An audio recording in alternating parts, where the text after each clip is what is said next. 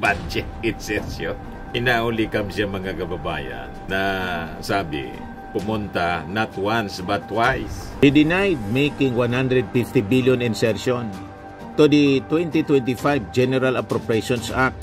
While he confirmed proposing budget changes for Sorsogon, he clarified that this did not amount to 9 billion pesos.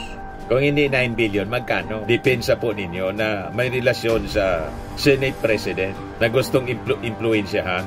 Alangan man yung Kongreso, ano man interes sa pagiging presidente ng Senado, ng mga congressmen, na separate chamber naman po yung Congress, House of Representatives. Kayo siguro, siyempre, bawat isa sa inyo may ambisyon. Kaya karamihan, bumoto pa rin sa inyo. At kasama sa nag-question sa insertion, bumoto din sa inyo si Amy Marcos. Nagpapagang mga balita at pagtalakay sa mga isyu na lipungan. Bulsa! Opinyon, banat at paglalantad sa katotohanan. Bulsa! What you see is what you get.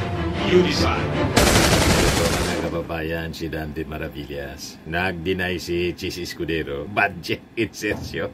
Inaulikam siya mga kababayan na sabi, pumunta not once but twice doon sa Kongreso mga kababayan. Ngayon, ang sabi ni Chis Escudero, demolition job daw ang ginagawa sa kanya at suspetsya niya galing sa Congress. Ito po, nagpa-press con kanina si Chis Escudero. Escudero denies 150 billion budget insertions, cries demolition job. Yan. Yung mga kasama mo mismo sa Senado, naniniwala na may nangyari talagang hindi ka nais-nais. Di ba? Kaya nga po si Senator Soto saka si Ping Lacson mga kababayan, pangungunahan ng investigasyon dito sa sinasabing bilyon-bilyon mga kababayan na budget insertions.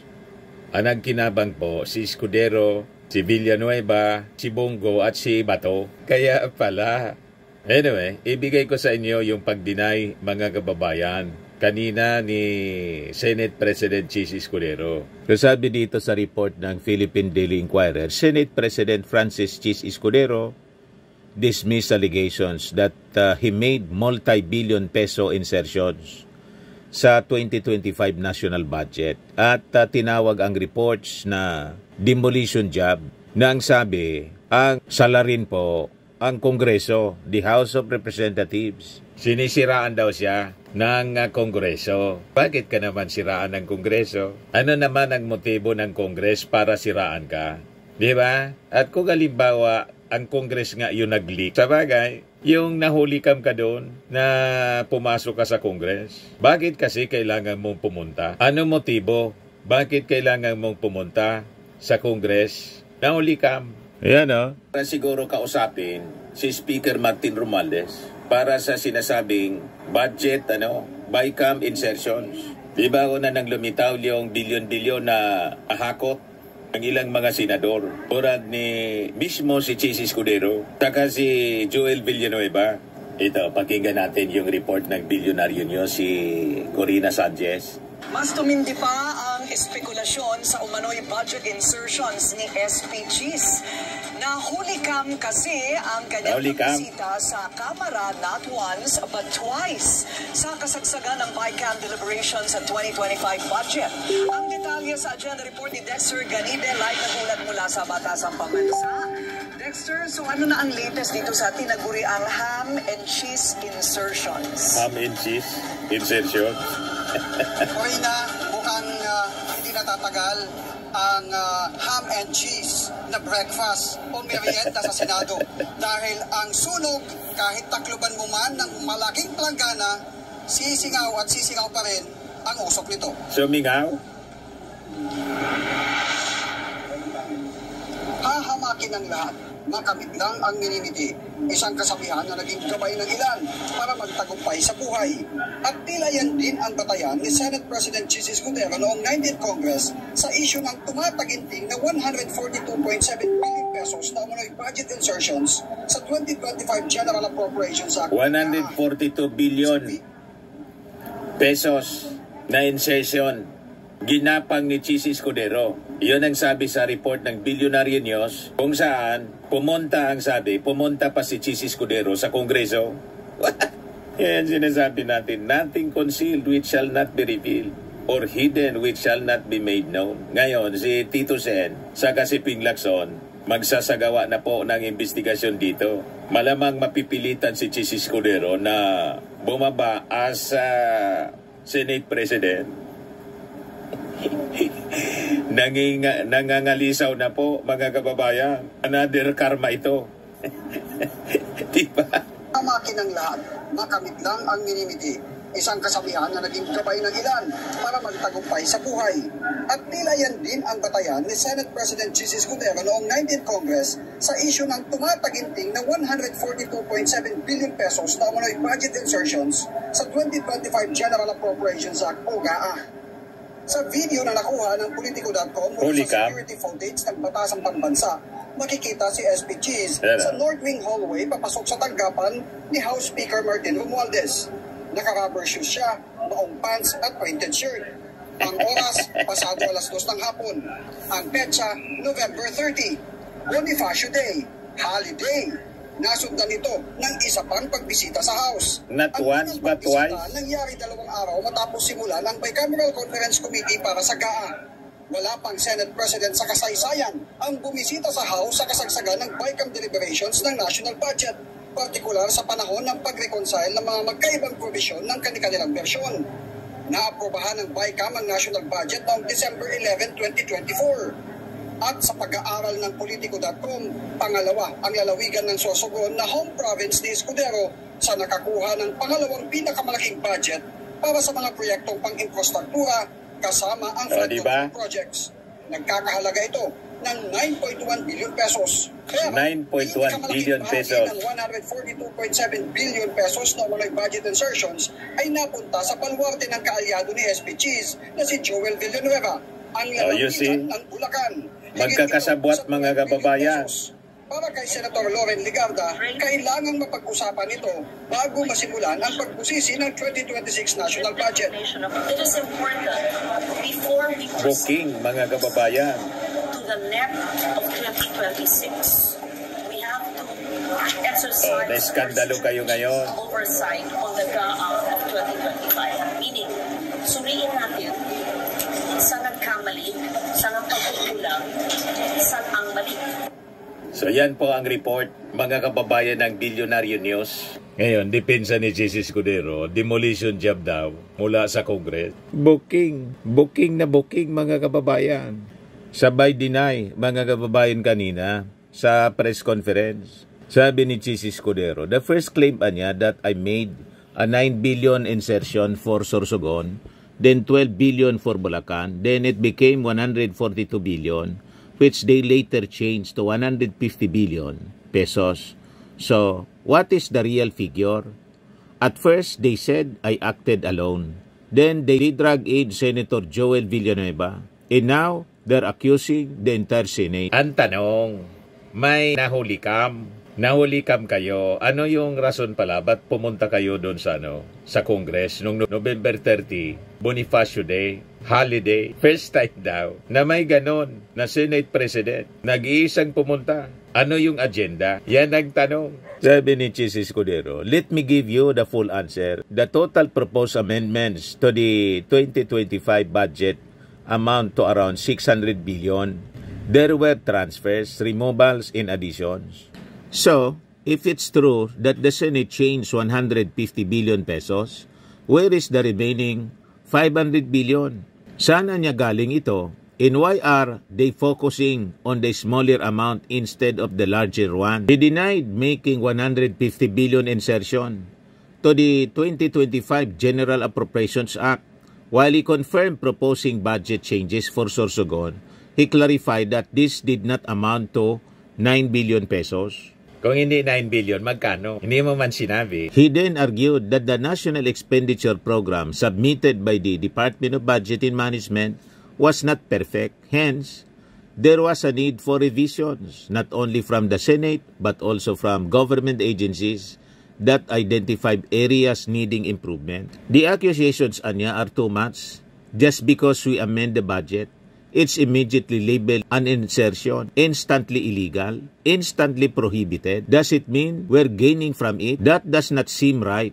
So what are they trying to say? That we don't have the right to revise the proposed budget submitted by the DBM? If we just approve what's submitted, why hold hearings at all? Why does the Constitution grant Congress the power of the purse? Paliwanag ni Chiso Escudero. He emphasized that budget changes only become illegal when done after the enactment of the law. What's illegal is pork barrel, post-enactment intervention, interfering with how and where funds are used after the budget is already approved. Paliwanag ni Escudero. Magpaliwanag ka na lang siguro doon sa investigasyon na gagawin ng kapwa mo mga senador.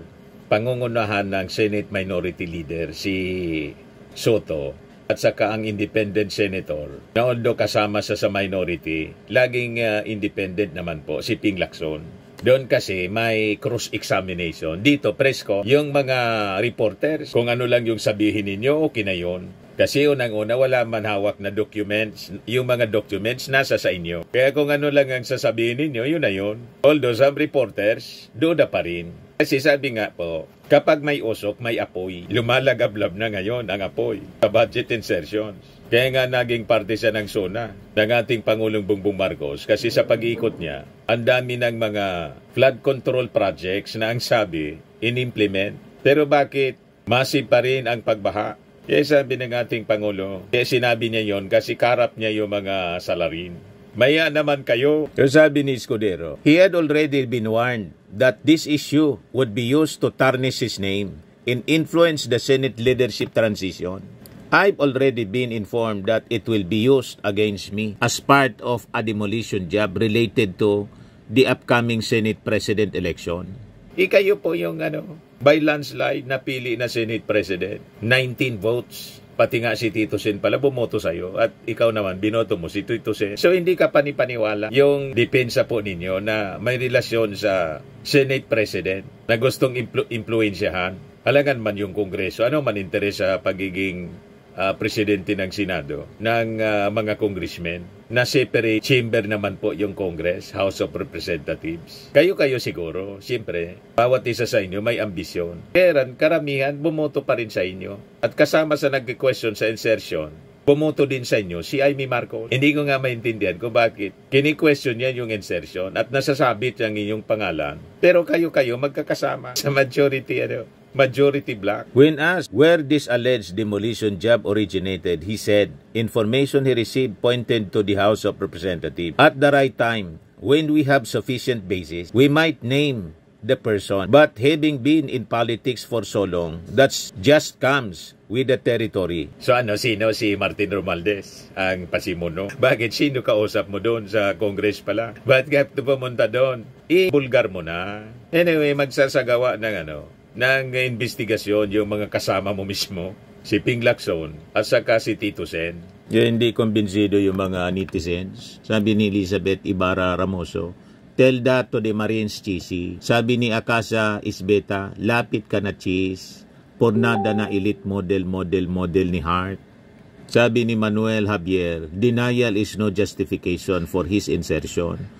What is his evidence that there was no such insertion? Sabi ni Edelberto Pilapil, demolition job, ano yung sinasabi mo? Ang totoong demolition ay yung ginagawa ninyo sa impeachment case na final sa inyo sa Senado. Lahat na nilabag ninyo sa saligang batas.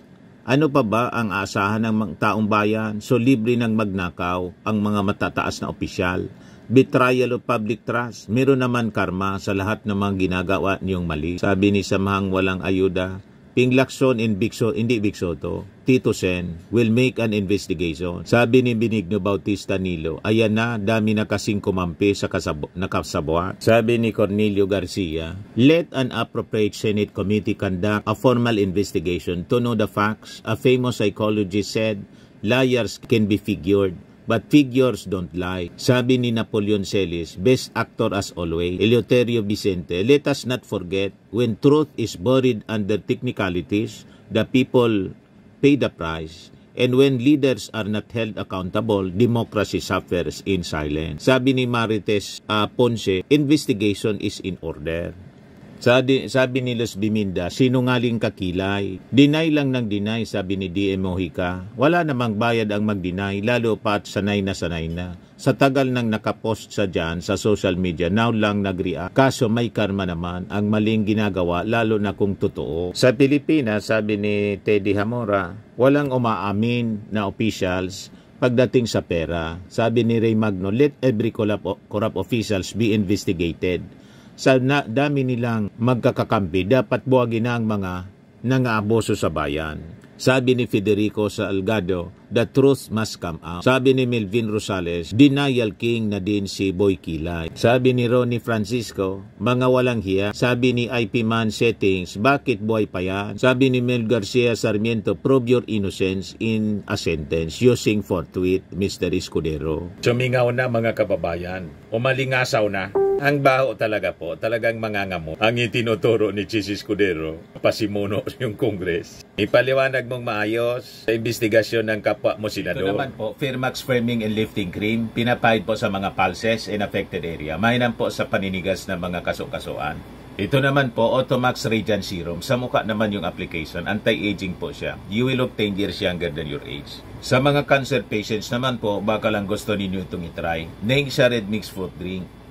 Hindi mo po siya gamot, food supplement siya. Kaya lang, gawa siya mga kababayan sa goji berry. Yung goji berry, may anti-cancer properties. O ngayon, yung mga inquiries ninyo, dumiritso na lang kayo sa aming messenger sa Facebook para masagot namin agad. Ayos pa? Ayos na ayos niya, Mr. Maravilla. But anyway, ito po pala yung aming bagong product na binibenta online. I am worldwide amazing pure organic barley powdered drink mix from Australia. Negosyo to ng aking anak na architect entrepreneur Riz Maravillas. Ayan po. Kontakin na lang po ninyo siya, Riz Maravillas on Facebook. Ang mga health benefits niya, boost immunity, improves digestion, enhance energy levels, pack with antioxidants, prevent cancer.